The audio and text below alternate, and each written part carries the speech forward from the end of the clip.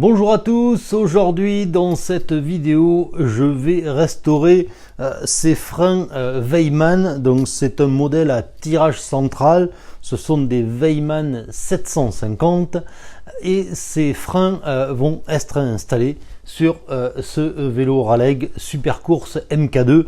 Je vous ai fait plusieurs épisodes de vidéos sur ce vélo, donc là je vais faire vraiment une vidéo particulière sur la restauration de ces freins.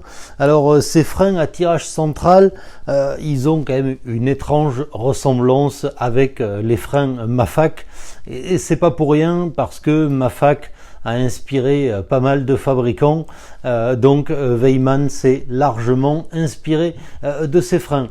Du coup, cette restauration de freins Weimann, si vous devez restaurer des freins Mafac, ça sera à peu près pareil. Donc tout de suite, ce qu'on va faire, c'est qu'on va démonter ces freins.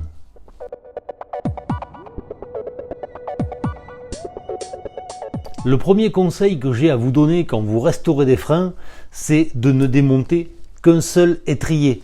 Vous gardez le second comme modèle. En effet, un frein, c'est plein de petites pièces. Il y a des ressorts, il y a des rondelles.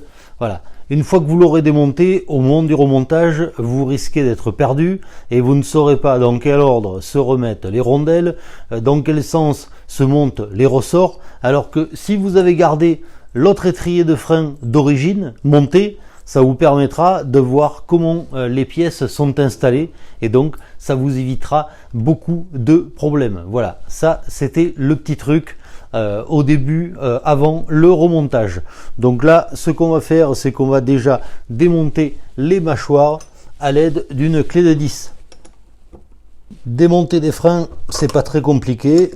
On va commencer par enlever l'axe de la première mâchoire.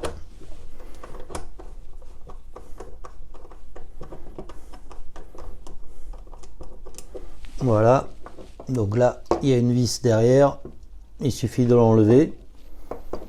Ensuite on va dévisser l'axe de la deuxième mâchoire.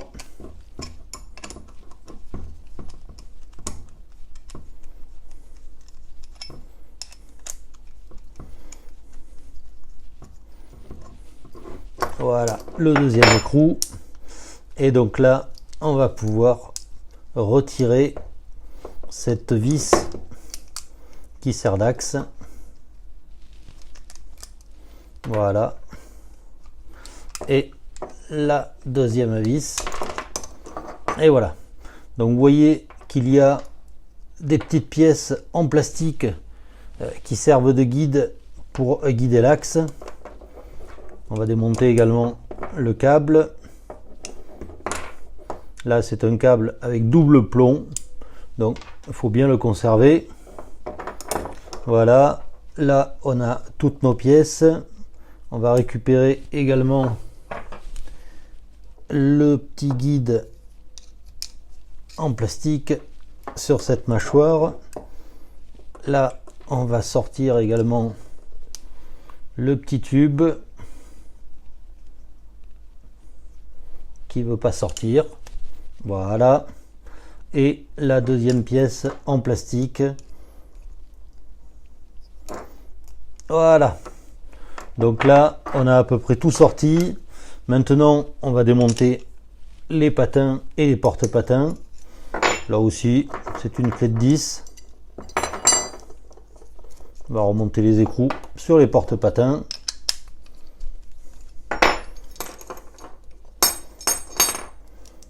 Voilà, donc là on a à peu près toutes nos pièces qui sont démontées.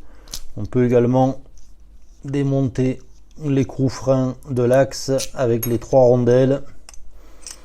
Comme ça on a la partie supérieure du frein, et voilà. Maintenant que tout est démonté, on va pouvoir passer au nettoyage.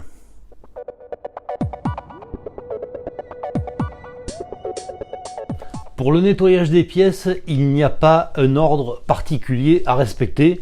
Le but, au final, c'est d'arriver à nettoyer toutes les pièces. Donc vous pouvez commencer par la pièce que vous voulez. Pour nettoyer ces pièces qui sont en aluminium, on va tout simplement utiliser un tampon en laine d'acier et on va venir frotter les pièces. Donc là, il va falloir un peu d'huile de coude.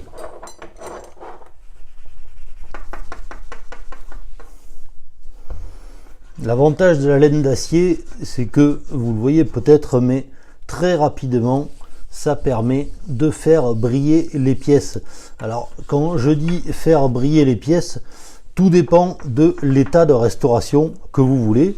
Si vous voulez que ça brille vraiment, il faudra utiliser des produits comme du Glanzol ou du Mirror pour vraiment les faire briller, et puis peut-être utiliser un touret avec un disque en feutre ou en sisal pour vraiment que ça brille.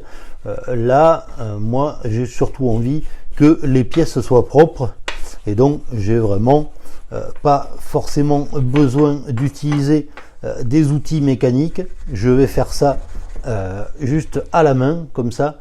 Donc, vous voyez, là, j'ai une pièce qui a été astiquée, et puis l'autre qui est d'origine, qui est un peu plus terne. Alors c'est toujours pareil, hein, on a du mal à rendre ça en vidéo, mais quand même voilà. L'avantage de la laine d'acier, c'est que ça permet à la fois d'enlever l'oxydation de l'aluminium, et puis ça enlève également la crasse qu'il peut y avoir sur les pièces, les traces de cambouis, les traces de goudron. Donc voilà. Rien qu'en frottant comme ça, vous aurez déjà des pièces qui auront meilleure mine, et vous voyez que c'est pas très long à faire. Par contre, forcément, sur un frein, il y a beaucoup de pièces, et puis c'est des pièces qui ont beaucoup de recoins, donc il faut pas hésiter à aller vraiment dans tous les recoins et à chercher à enlever le maximum de crasse et à faire vraiment briller toutes les pièces.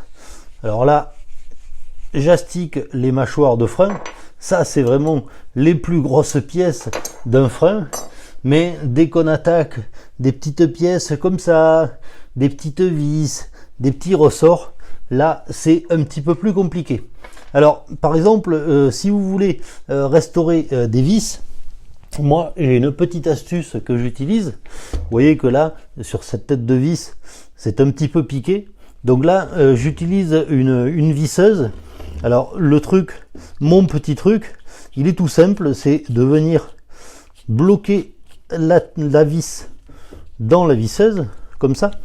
Et ensuite, en appliquant le tampon en laine d'acier sur la tête de cette vis, on va faire venir tourner la visseuse, et à ce moment-là, ça va lustrer tout seul. Plutôt que de frotter, c'est la pièce qui va tourner.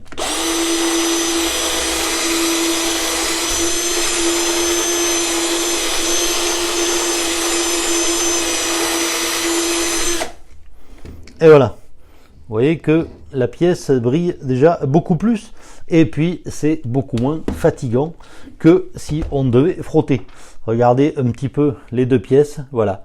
Celle-là n'a pas été frottée, et celle-là a été frottée avec la laine d'acier. Là, même en vidéo, ça se voit que ça a été bien restauré. Donc on va faire la seconde après, et puis on va continuer avec toutes les pièces qui ont besoin d'être nettoyées, et on va se retrouver une fois que toutes les pièces seront nettoyées pour le remontage.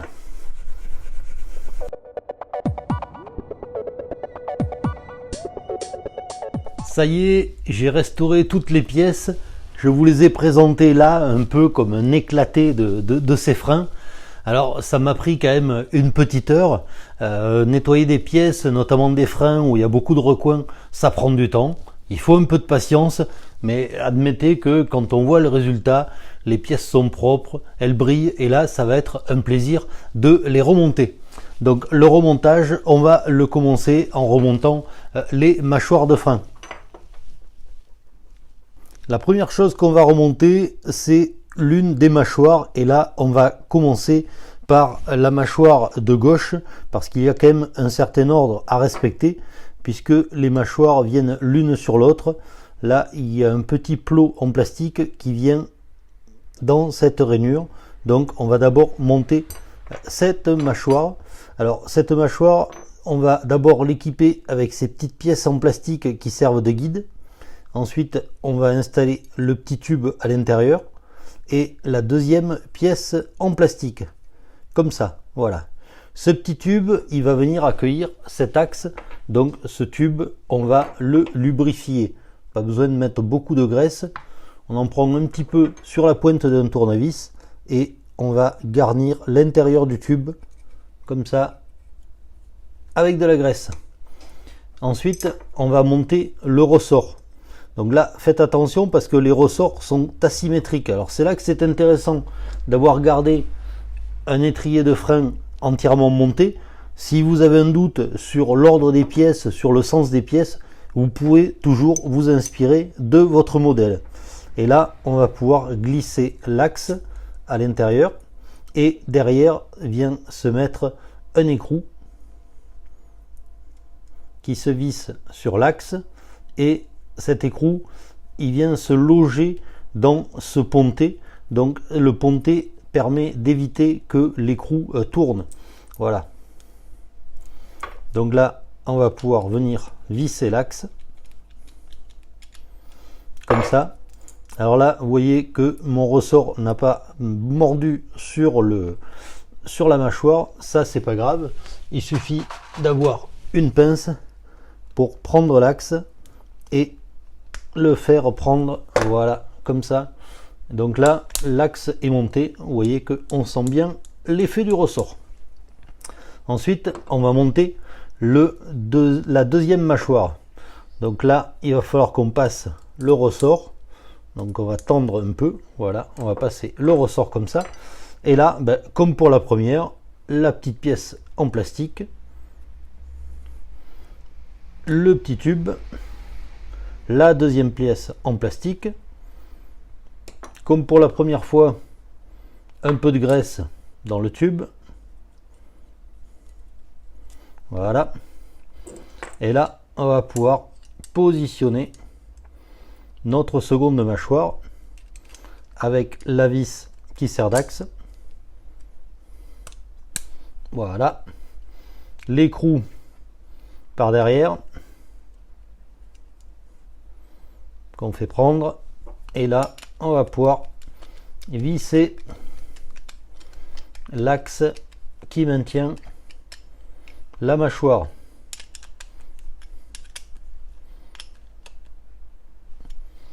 On serre d'un côté, on serre de l'autre. Voilà. Là, nos deux mâchoires sont montées. Ensuite, on aurait pu le faire avant. On va comprimer les deux mâchoires et on va placer l'axe qui permet, donc là c'est le frein avant, cet axe là permet de traverser la fourche et on va remonter les rondelles dans l'ordre, donc toutes les rondelles et l'écrou pour finir. Voilà, ça commence à ressembler à un frein. Maintenant il ne nous reste plus qu'à remonter les patins. Donc les patins sur leur porte-patins, une rondelle, un écrou. Et là, on les bloque comme ça.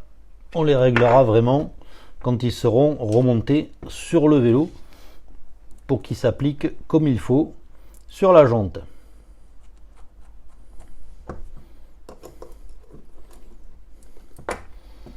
Voilà pour le deuxième porte-patin. La dernière chose à faire, c'est de remonter ce petit câble.